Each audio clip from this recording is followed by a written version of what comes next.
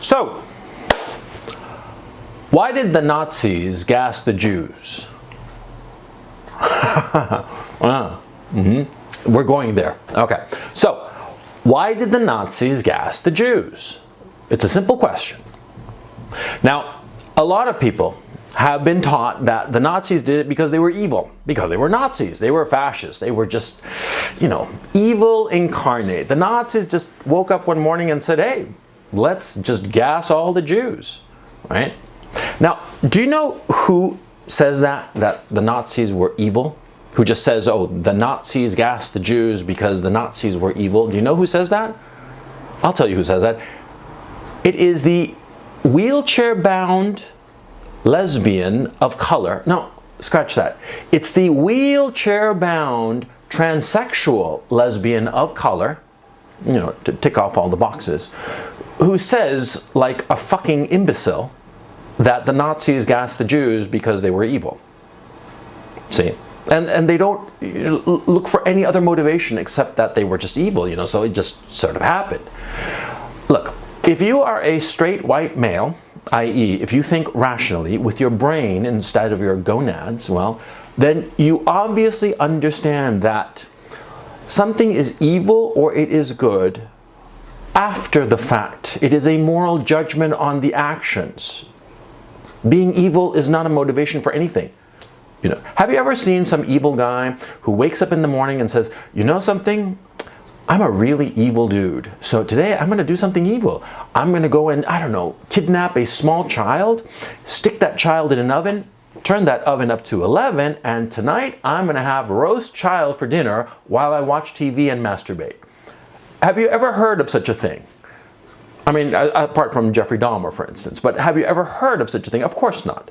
Because nobody thinks that what they are doing is evil. And in point of fact, everybody has a very good reason to do something. Or let me phrase that. Not a very good reason, but they have their reasons. Sometimes those reasons are good, sometimes they're very bad.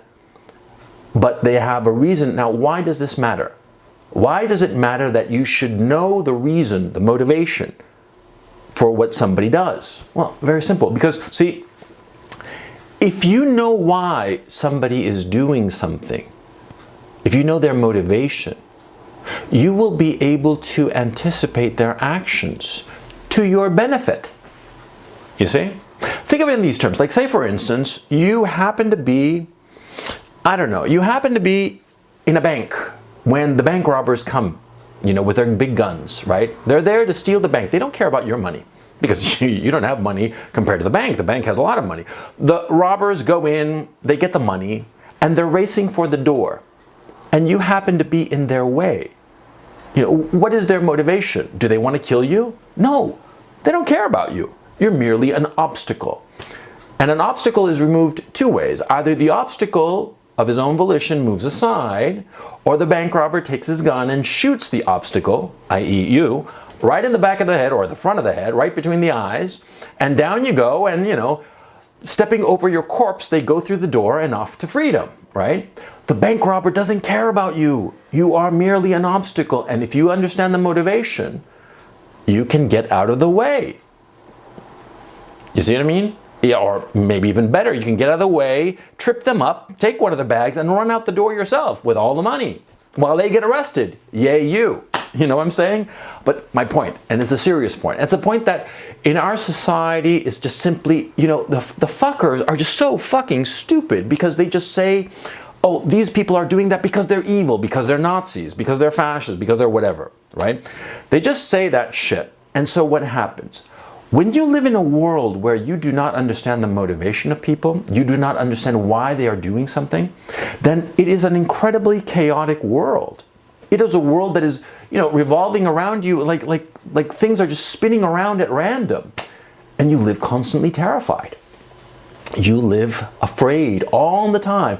And you are wasting an enormous amount of energy, defending and protecting yourself from things that might never happen, and not paying attention to things that are going to happen because you're not paying attention to the motivation. You're reducing everything to good and bad, evil and good. Fuck that. It's not white hats, black hats.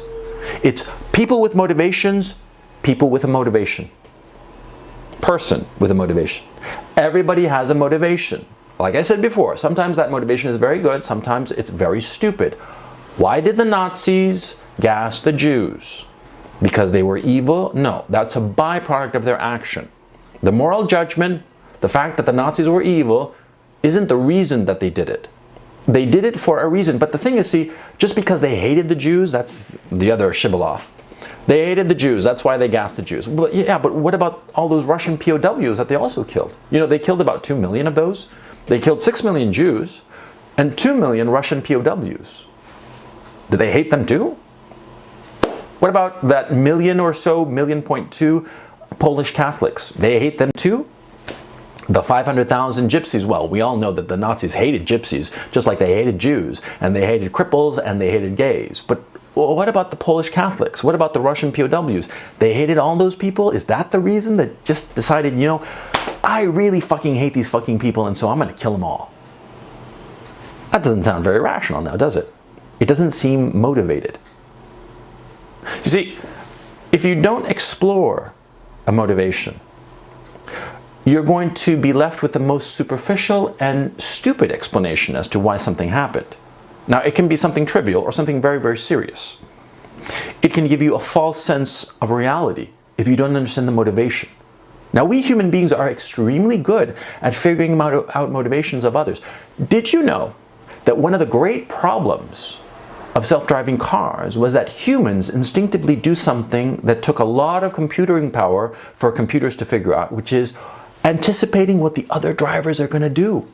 See, you're driving your car, right? You're in the middle lane. There's a lane to the right, there's a lane to the left, right? Cars are ahead of you, behind you, maybe to the side, and up ahead, you know, a quarter of a mile or so, you see that there's a light and you have to turn at this street. You have to turn to the left. You signal.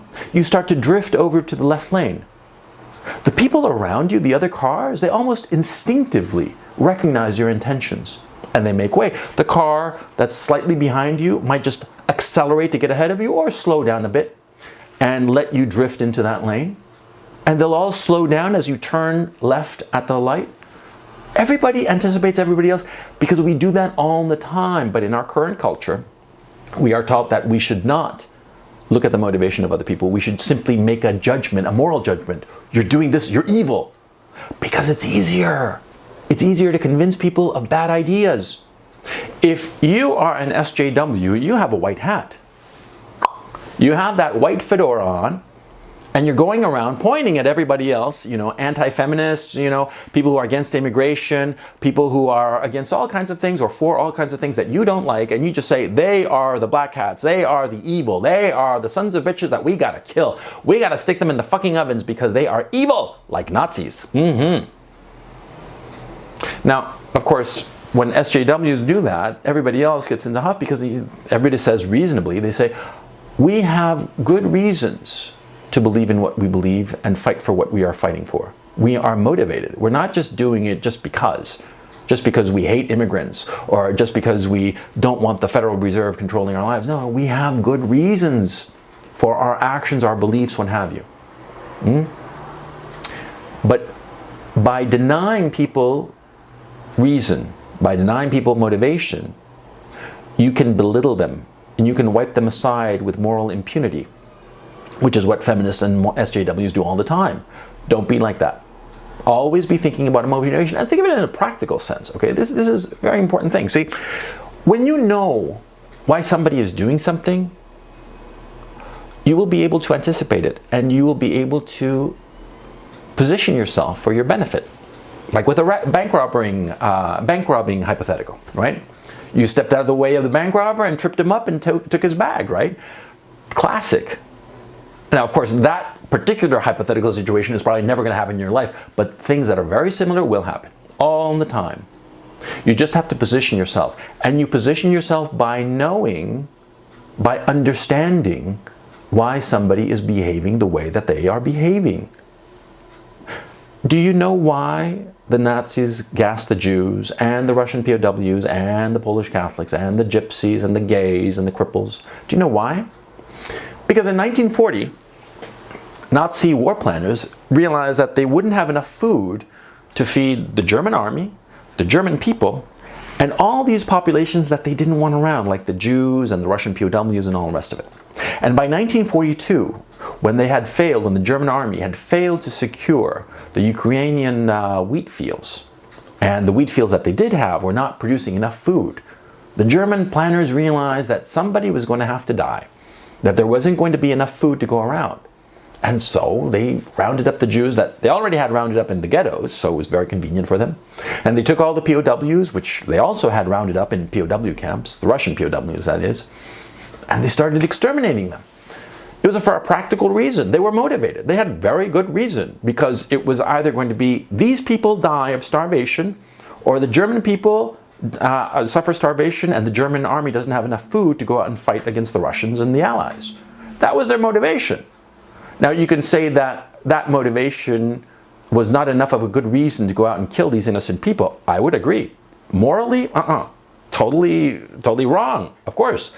But there was a reason, you see? A horrible reason, but a reason, okay? But if you don't know the reason for something, you can't anticipate, and you can't potentially solve the problem. Lots of times you're going to be dealing with people, competitors, perhaps even enemies.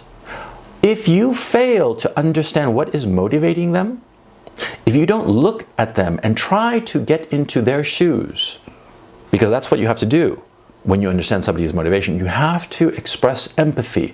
If you cannot express empathy, if you cannot get into somebody else's shoes to understand why they are doing something, then what they are doing will seem to you random. It will seem as if they're just like out of thin air carrying out actions that make absolutely no sense if you don't understand their reasons. You're a security guard. You're a security guard in a shopping mall. All right? You're a security guard in a shopping mall and you have a gun. And it's a very nice shopping mall, high-end kind of thing. And over here you have, you have got Tiffany's, and over here you've got Gucci, and over there Hugo Boss, and over there, whatever, jewelry shop, what have you. Now, there's a man. He's wearing a red shirt. This man in the red shirt is going here, going there. He's not exactly running, but he's like suspicious. You put your hand on the butt of your gun. You're the security guard. You have to make sure that nothing happens. What is this guy? The guy in the red shirt, he could be like a terrorist or a child molester. Maybe he's trying to snatch one of the children. Doesn't matter that he's pretty obvious about what he's doing. Who gives a shit about his motivation? He's just looking suspicious, so you take out your gun and you shoot him dead, right? And you neutralize the threat, right? You didn't pay attention to the motivation. You just neutralized what looked like a threatening situation, because God alone knows what that guy in the red shirt was up to. Maybe he was a terrorist with a bomb strapped underneath that red shirt. Maybe he was a child molester. Maybe he was a shoplifter. Maybe who knows what. He's dead. Problem solved, right? Now that's one universe in this hypothetical. Like imagine in the other universe of this hypothetical, you, the security guard, with your hand on the butt of your gun, you go up to the man in the red shirt and you take him by the arm and say, "Mister, what's going on?" And the guy says, "Where's the toilet?" Changes things, doesn't it? Because now you understand the motivation. Now you understand, what does he want? He doesn't want to hurt anybody. He doesn't want to snatch anything, steal any jewelry, or shoplift any clothes. He's not going to, steal some kid and do God knows what in the back of some awful van. No. He just wants to go and pee. His motivation is that he wants to go pee so he doesn't pee his pants, because he doesn't want to pee his pants and suffer the embarrassment. So he's a little bit panicking because, there's a limit to how long you can hold it in, right? And you're the security guard there, and all of a sudden, with just that sentence, "Where's the toilet?" you understand the motivation. You turn and you point and say, "Down the hall to your right, sir." He goes off. 5 minutes later, he comes out with a smile and he's relaxed. And he takes out his black credit card and buys some things over here. And then with the platinum credit card, he buys some things over there. And he leaves with a whole bunch of bags, and he waves and smiles at you, at the security guard who did not shoot him, because you paid attention to his motivation, the reason why.